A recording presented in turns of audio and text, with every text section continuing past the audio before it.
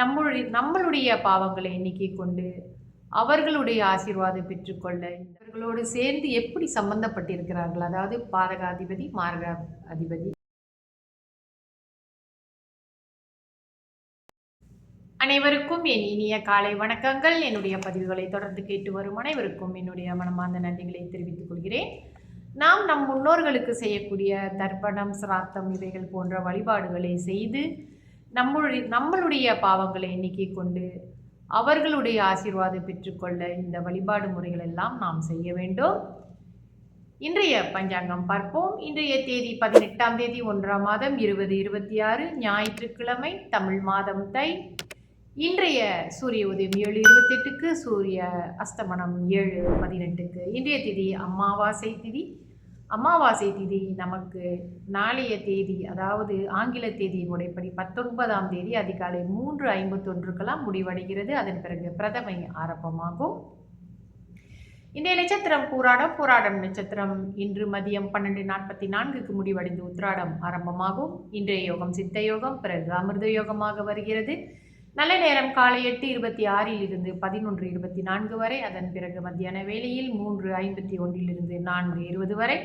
ராகு கால நேரம் மாலை 5:49 7:18 வரை.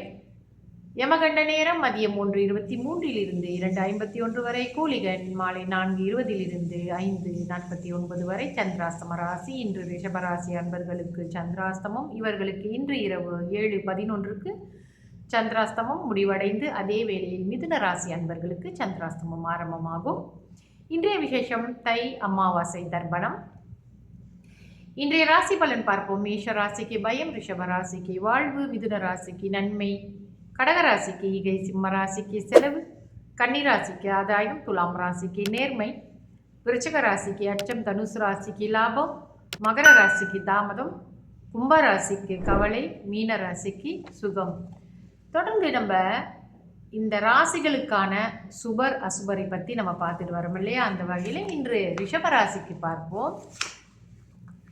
ரிஷபராசிக்கு பார்த்தீங்கன்னா சுபர் சனி பகவான், சூரிய பகவான், புதன் பகவான். யோகாதிபதிகள் சனி புதன் இருவருமே அரை சுபர்களாகத்தான் இருக்கிறார்கள்.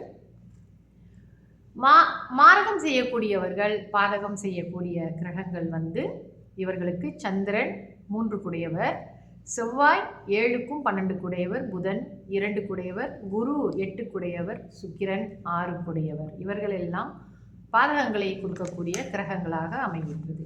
இதிலிருந்து சனி பகவான் இவர்களுக்கு நல்லதை செய்வார். நல்ல யோகத்தை கொடுக்கக்கூடிய அமைப்பில் அவர் இருந்திருந்தார், உங்களுடைய ஜாதக கட்டங்களில் இருந்தால் அவரால் உங்களுக்கு நல்ல யோகத்தை கொடுக்க முடியும்.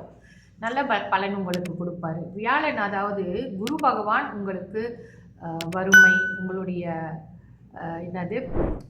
உங்களுடைய ஜாதக கட்டத்தின் அமைப்பின்படி எந்த காலகட்டத்தில் இந்த வறுமை, பிணி, கண்டம் இவைகள் எல்லாம் குரு பகவானால் உங்களுக்கு கொடுக்க முடியும். சுக்கிரன், சந்திரன் இவர்களோடு சேர்ந்து எப்படி சம்பந்தப்பட்டிருக்கிறார்கள், அதாவது பாதகாதிபதி மாரக அதிபதி, இவர்கள் எந்த நிலையிலே உங்களுடைய ஜாதக கட்டங்களிலே இணைந்திருக்கிறார்கள், எப்படி தொடர்பு இவர்களுக்குள் இருக்குது என்று நல்லா கவனித்து பார்த்து செயல்பட வேண்டும். இந்த ராசிக்காரர்கள் இவர்களுக்கு குரு பகவான் இவர்களுக்கு மார்க்கத்தை கொடுக்கக்கூடியவர். அவர் 8ஆம் இடத்திற்கு சொந்தமானவராக இருக்கிறார். அதனால் எல்லா கிரகங்களும் எல்லா லக்னக்காரர்களுக்கும் ஒரே மாதிரி பலனை கொடுப்பார்கள் என்று சொல்ல முடியாது.